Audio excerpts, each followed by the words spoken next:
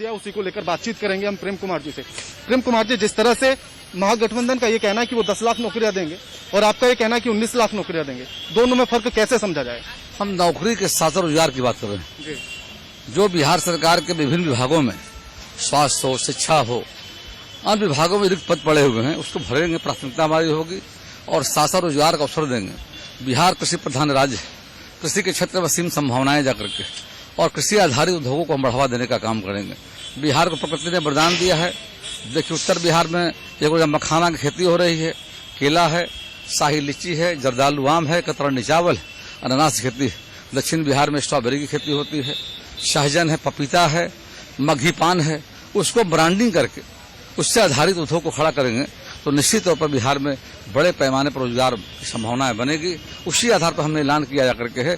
उनके समय में मौका मिला था उनको 15 वर्ष तक, तो बिहार की इंडस्ट्री बंद हो गए थे और बिहार में पलायन हो गया था और बिहार में अपहरण उद्योग खड़ा हो गया था। लेकिन एनुअल सर्वे रिपोर्ट इंडस्ट्री की जो है वो ये कहती है कि 2017-18 में 2900 कुछ इंडस्ट्री थी, लेकिन वही 18-19 में आकर 2800 कुछ इंडस्ट्री रह जाती है। ये घटने का कारण क्या है? मैं समझता हूं कि यहाँ तो सारी सुविधाएं हैं। एक बिजली की सुविधा है, बेहतर आवागमन है, शांति है, लाइन ऑर्डर ठीक जा करके है। किसी भी इंडस्ट्री लगाने के लिए वहाँ पर कम से कम शांति होना चाहिए। अब जहाँ पर कानून का राज नहीं होगा, वहाँ इंडस्ट्री लगेगा तो इंडस्ट्री चल नहीं पाएगा जाकर। बिजली 24 आवर हम दे रहे हैं जाकर के हैं, बेहतर आवागमन जाकर के है और सारी फैसिलिटी भी दे रहे हैं इंडस्ट्री लगाने के लिए।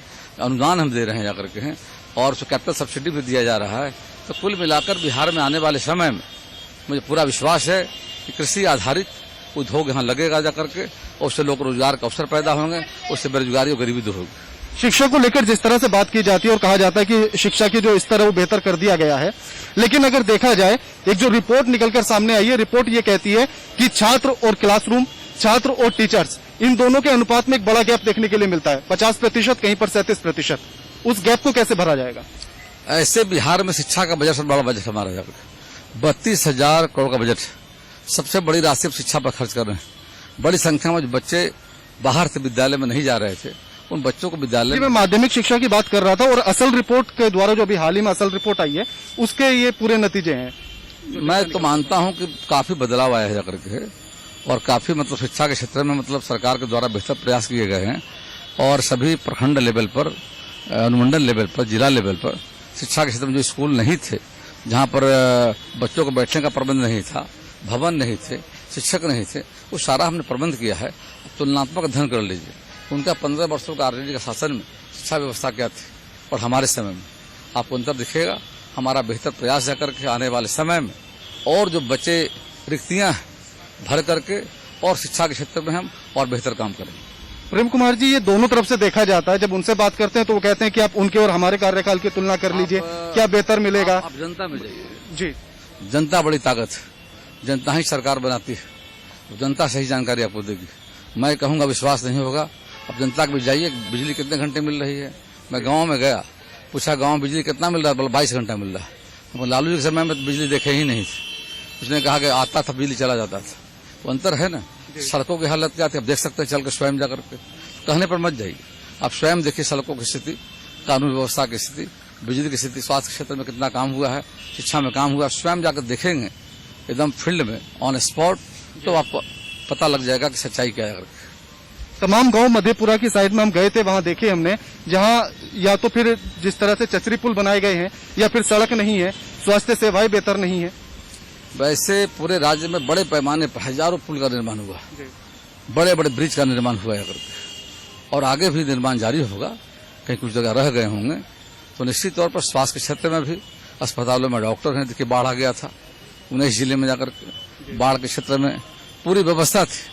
मैंने हेल्थ डिपार्टमेंट पशुपालन मरीजी में था, वहाँ पशुपालन विभाग में डॉक्टरों के लिए मतलब जाकर टीकाकरण के लिए जाकर के हो या डॉक्टरों के लिए वहाँ पर दवा, डॉक्टरों को उपलब्धता, ये सारी चीज सुनिश्चित हमने किया था और बहुत बेहतर प्रबंधन रहा बाढ़ के समय में जाकर के। अब अंदाज लगाइए बाढ़ में क्या स्थिति रहती है और पशुओं के लिए चारा का इंतजाम, डॉक्टर का इंतजाम जाकर के, दवा का इंतजाम। हम मुख्यमंत्री जी के गांव भी गए, कल्याण विघा, वहां जाकर जब लोगों से बातचीत की तो उन्होंने कहा स्कूल तो है, हॉस्पिटल तो है, लेकिन हॉस्पिटल में या तो पर्याप्त दवाइयां नहीं है या फिर चिकित्सक मौजूद नहीं है।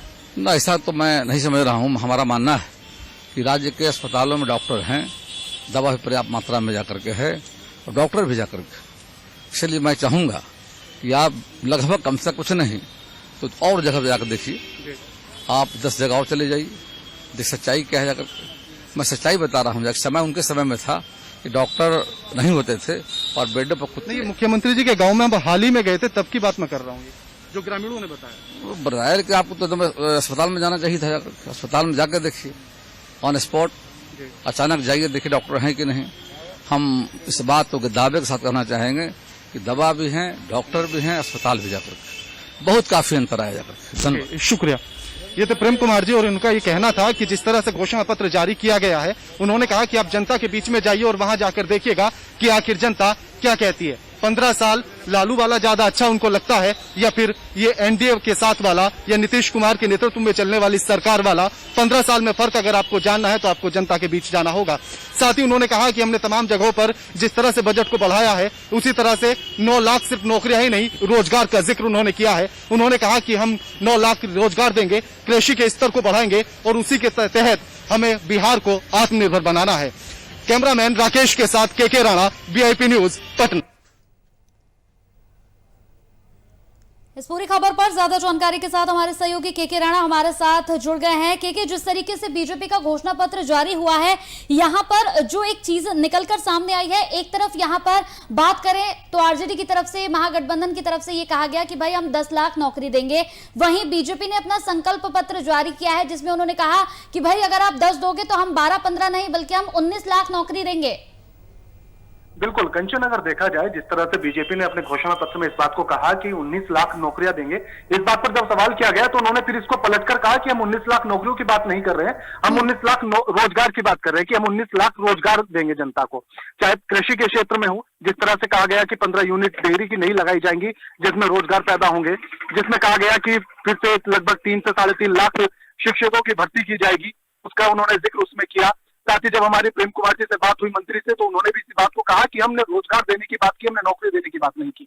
जब उनसे कहा गया कि आप जब महागठबंधन इस बात को कहता है तो आप कहते हैं कि बजट कहां से आएगा, अब बजट कहां से आएगा, तो उन्होंने इस बात को भी इस पर घुमाते हुए कहा कि इस बार बजट को हम बढ़ाएंगे और हम लगातार बजट को बढ़ा रहे हैं। यानी कि बात कंचन अगर देखा जाए तो घुमा फिरा के सिर्फ गोलमाल बातें की जाती हैं, इससे ज्यादा कुछ नहीं होता है। जी कंचन, यानी कि कहीं ना कहीं अगर हम देखें तो ये कहना यहाँ पर गलत नहीं होगा कि तमाम जो पार्टियां हैं इस चुनावी मौसम में, तमाम पार्टियां जनता को कहीं ना कहीं बेवकूफ समझ रही है कि हम 10 लाख देंगे, हम 19 लाख देंगे, और कहीं ना कहीं जनता को यहाँ पर लुभाने का कोई भी मौका छोड़ना नहीं चाहती है। बिल्कुल कंचन, ये तो पहले से है। सिर्फ ये मैं अक्सर इस बात का जिक्र करता हूं और मैं ये कहता हूं कि हमेशा अगर देखा जाए तो सिर्फ सन बदल जाता है, कैलेंडर हमारा चेंज हो जाता है, लेकिन उसके बाद जब चुनाव आते हैं तो मुद्दे सेम होते हैं हमारे पास कि किसानों की आय दोगुनी कर दी जाएगी, शिक्षा के स्तर को बेहतर कर दिया जाएगा, स्वास्थ्य सेवाएं बेहतर कर दी जाएंगी, नौकरियों के जो अवसर है वो और अधिक पैदा कर दिए जाएंगे। ये हर बार जिक्र किया जाता है। जब उनसे प्रेम कुमार जी से इस बात का भी सवाल किया गया कि आखिर जिस तरह से कहा गया कि महागठबंधन का जो पूरा मैनिफेस्टो है उसको जुमला करार दिया गया, उसी तरह से महागठबंधन भी इस बात को कह रहा है कि बीजेपी ने जो अपना पूरा घोषणा पत्र जारी किया है वो एक तरह से पूरा जुमलेबाजी है। यानी कि दोनों तरफ से एक से आरोप प्रत्यारोप का दौर चल रहा है। समझना जनता को होगा। जब प्रेम कुमार जी से बात की गई तो उन्होंने कहा कि जनता ये सब कुछ जानती है और आप एक बार फील्ड में निकलकर देख लीजिए, आपको सब कुछ समझ में आ जाएगा। जिस तरह से एक लंबी लिस्ट के साथ उन्होंने कहा है कि हमारे 5 सूत्र है, एक लक्ष्य है और 11 हमने संकल्प लिए हैं, उन संकल्पों के आधार पर ही हम पूरा विकास करेंगे। यानी कि जिस तरह से अगर आप लॉकडाउन के समय के उस समय को याद करें तो उसमें जिस तरह से कहा गया था कि आत्मनिर्भर भारत बनाने की बात, उसी तरह से इस बार इस घोषणा पत्र में कहा गया है कि आत्मनिर्भर हम बिहार बनाकर देंगे आपको। यानी कि हर बार सिर्फ शब्दों का हेर फेर कर दिया जाता है। हाँ। कभी समृद्ध बिहार कह दिया जाता है, कभी आत्मनिर्भर बिहार कह दिया जाता है, लेकिन हालात वैसे के वैसे ही रह जाते हैं। बिल्कुल बिल्कुल के बिल्कुल सही आपने कहा कि यहाँ पर तमाम जो वादों की झड़ी है वो कोई एक पार्टी नहीं, तमाम पार्टी इस वक्त लगाती नजर आ रही है। बहुत बहुत शुक्रिया के हमारे साथ इस पूरी खबर पर जुड़ने के लिए। तो यहाँ पर तमाम रागों की अगर हम बात करें तो राग वही है, पार्टियां अलग अलग जरूर हैं